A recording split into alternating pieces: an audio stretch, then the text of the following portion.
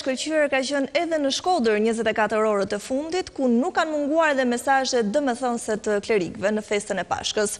Më shumë detaje do të na sjellë tani Klodian Zhivani. Klodi, përshëndes. Linja për ty për atmosferën në Shkodër.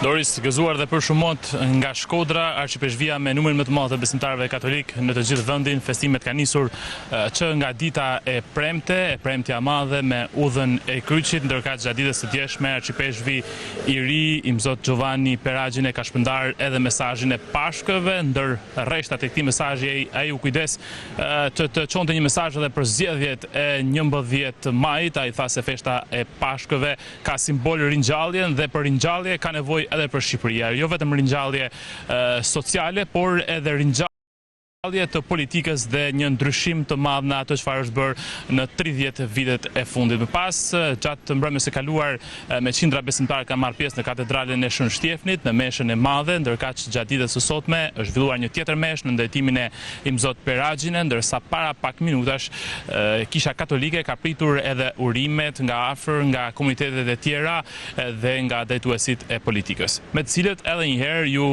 përçoi mesazhin e ringjalljes në 11 maj dhe të ringjalljes politike. Faleminderit Klodian Zhivani dhe sigurisht u bashkojmë të gjitha urimeve që përcollën kolegët tanë nga qytetet kryesore të vendit.